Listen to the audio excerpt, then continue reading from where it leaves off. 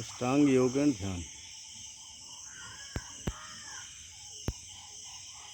यम नियम आसन प्राणायाम प्रत्याहार धारणा ध्यान समाधि। यम नियम आसन प्राणायाम पर मैंने यम नियम आसन प्राणायाम पर चर्चा किया था। आज मैं अध्यात्म उसमें प्रत्याहार धारणा ध्यान। प्रत्याहार धारणा ध्यान को एक तरह से एक ही में लेके चलिए। प्रत्याहार के बगैर धारणा और ध्यान नहीं संभव है। प्रत्याहार में अपने मन को और इंद्रियों को संयमित करना, मन और इंद्रियों को अंतर्मुखी करना, मतलब उन पर विजय पाना, उनको कंट्रोल करना, ये प्रत्याहार है। और प्रत्याहार का भी तभी होगा जब यम नियम आसन प्राणायाम करेंगे आप, तभी होगा। तो जब आपका अंतर्मुखी मन और इंद्रियां आपकी अंतर्मुखी होने लगे, आपका कंट्रोल उस पर पूरा नियंत्रण हो जाए, पूरा संयम हो जाए, तो आप उसको अपने ध्यान को किसी एक बिंदु पर केंद्रित करिए। भ्रूमध्य, भ्रुवोन्मध्य, आज्ञाचक्र, नासिकाग्र, आपका नाभि चक्र, हृदय चक्र, किसी भी एक शरीर के किसी भी अंग पर केंद्रित कर लीजिए। धारणा में आप पहुंच जाएंगे। और धारणा में ध्यान लगाए हुए जब आप एकदम एकाग्र होकर भगवान को स्मरण करने लगेंगे, आपका ध्यान वहीं लग जाएगा। ये एक प्रवाह सा होगा, आपके ज्ञान का प्रवाह एक सार होगा। तो आपका ध्यान, धारणा, ध्यान, समाधि, धारणा की पराकाष्ठा, प्रत्याहार की पराकाष्ठा धारणा में, धारणा की प्रत्याकाष्ठा ध्यान में परिवर्तित हो जाती है। तीनों क्रियाएं एक साथ होती हैं। यम नियम आसन प्राणायाम प्रत्याहार, ये तो बाह्य योग है, बहिर्योग कहिए या बाह्य योग। और धारणा, ध्यान, समाधि, ये अंतर्योग है। बहिर्योग या बाह्य योग या आंतरिक योग या अंतर्योग, इनमें अंतर समझिएगा। ये धारणा, ध्यान, समाधि अंतर की चीज़ें हैं, अंदर ही देखना है आपको, ये अंतर्योग हैं। और धारणा, ध्यान, यम नियम आसन प्राणायाम प्रत्याहार, ये आपके बाह्य योग हैं या बहिर्योग हैं। तो इनमें सबसे बड़ी जो महत्वपूर्ण चीज़ है वो है शौच, क्लीनलीनेस या शौच। शौच में भी है कि बाह्य शौच, एक तो है आंतरिक। जैसे स्नान वगैरह हम लोग करते हैं, वो बाह्य है। अद्भिर्गात्राणि शुद्ध्यन्ति, मतलब स्नान से शरीर की शुद्धि होती है। अद्भिर्गात्राणि शुद्ध्यन्ति मनः सत्येन शुद्धति। मन पर संयम करेंगे तो उससे मनः सत्येन, सत्य की शुद्धि होती है। सत्य से आप सत्य बोलेंगे तो उससे मन की शुद्धि होगी। मनः सत्येन शुद्धति।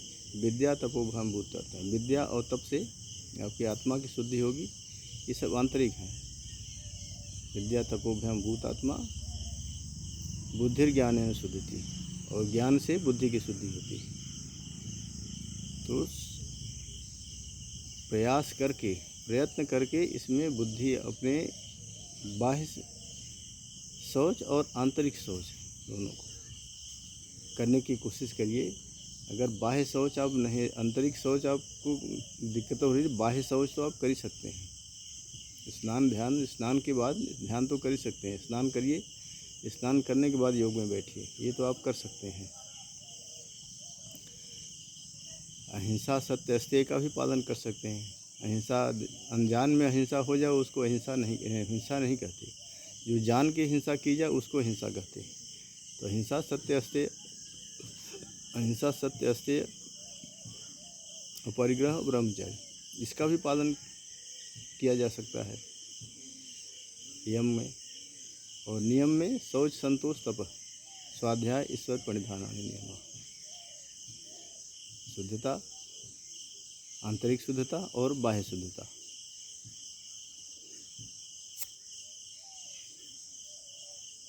संतोष जितना आप में है, जितना आपके श्रम करने से जितना आपको प्राप्त होता है, आपके नियमित कर्म से जितना आप प्राप्त हो, उसमें संतोष करिए। जितना भगवान ने दिया उसमें आप संतोष करिए। संतोष, तप, द्वंद्व को सहना, कष्टों को सहना, द्वंद्वों को सहना ही तप है।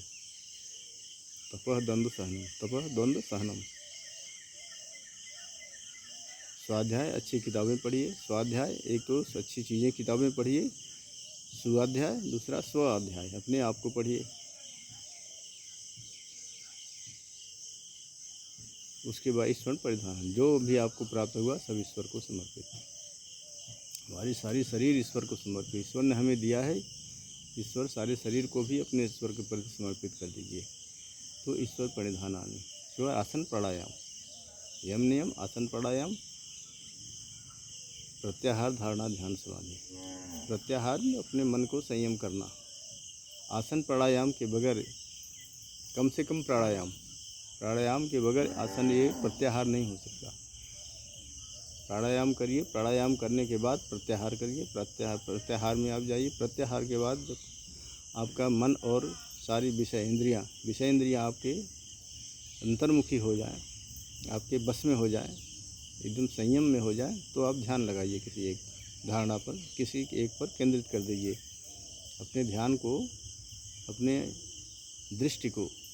दृष्टि को किसी एक बिंदु पर केंद्रित कर दिए। आंख बंद करके किसी एक बिंदु पर दृष्टि को केंद्रित कर दीजिए, तो धारणा में चले जाएंगे। और धारणा की जब पराकाष्ठा होगी, आपको किसी भगवान में जब लिप्त हो जाएंगे तो ध्यान लग जाएगा आपका। इसके लिए ओम का जप करते रहिए। ओम का जप या अपने ईश्वर किसी इष्ट देव का ध्यान करिए, ओम का जप करिए। ओम ओम ओम ओम ओम जप करते रहिए आपके ध्यान में। तो ये दो भगवान किसी बाह्य चीज़ों से आपका संपर्क ही नहीं रहेगा। आप लगेगा हम अपने भगवान में एकदम खो गए हैं, जहाँ से आए थे हम वहीं पर। हमारी आत्मा कुछ नहीं, हमारे शरीर कुछ भी नहीं है, सब कुछ आत्मा ही है। तो इस तरह से यम नियम आसन प्राणायाम प्रत्याहार धारणा ध्यान समाधि, तो धारणा ध्यान लग जाइए। और ध्यान की पराकाष्ठा जब होगी तो समाधि में अपने आप स्वरूप में समाधि। जब आपका शरीर शून्य जैसा प्रतीत हो तो आपकी समाधि लग जाती है। मतलब आपका शरीर स्वरूप शून्य में समाधि। जब आपका सारा शरीर शून्य में हो जाए, आपको कुछ बाहर चीज़ों का पता भी न चले, तो आपकी समाधि लग जाती है। तो ये समाधि वो कठिन चीज़ है, इतना आसान नहीं है। तो पहले प्रत्याहार धारणा ध्यान की कोशिश करिए, ये आकर्ष किया जा सकता है। नहीं तो प्राणायाम करिए, प्राणायाम के बाद ध्यान करिए, स्नान करिए। कम से कम जो किया जा सकता है, कम से कम मैं बता रहा हूँ आपको, आपको टॉयलेट वगैरह से, शौच से निवृत्त होकर के स्नान करिए। स्नान करने के बाद आसन कुछ प्राणायाम करिए। आसन प्राणायाम के बाद अगर ध्यान लगाना चाहते हैं आप, तो प्रत्याहार धारणा ध्यान पर आइए। बगैर प्राणायाम के धारणा ध्यान पर, प्रत्याहार धारणा ध्यान पर नहीं आ सकते आप।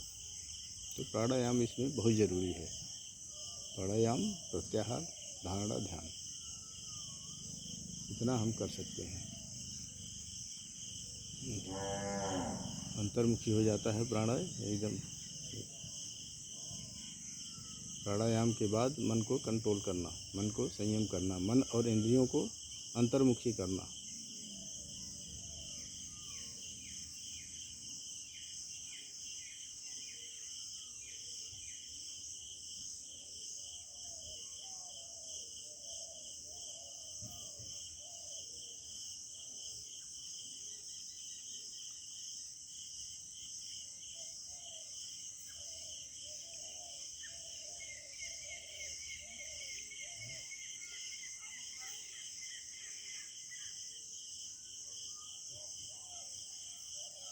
ओम ओम ओम ओम ओम ओम ओम ओम ओम ओम ओम।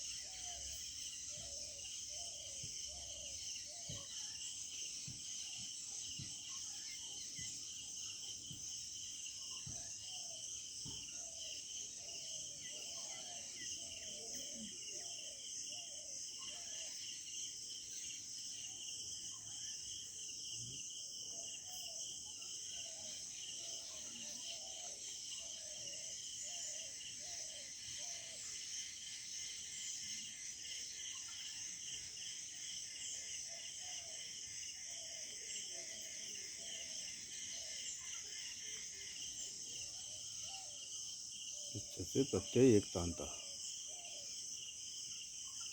समाधि में प्रत्यय एकतांता, जब एक स्वरूप हो जाएगी, एकतांता मतलब ईश्वर में आप खो जाएंगे तो समाधि होगी आपका। ये कठिन काम है। कभी कभी धारणा ध्यान समाधि मेरी भी लग जाती है, कभी नहीं लगती।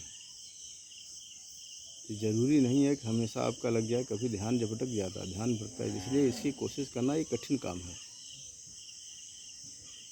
जब का भ्रू और मध्य आपका दृष्टि जाएगी ना, तो आपका बाह्य चीज़ों का पता नहीं चलेगा, जब तक आप उसको कंट्रोल में अपने आप नहीं लाएंगे। तो इस तरह से आप जो ध्यान लगाना चाहते हैं इसकी कोशिश कर सकते हैं। इतने जीवों में इतना ही।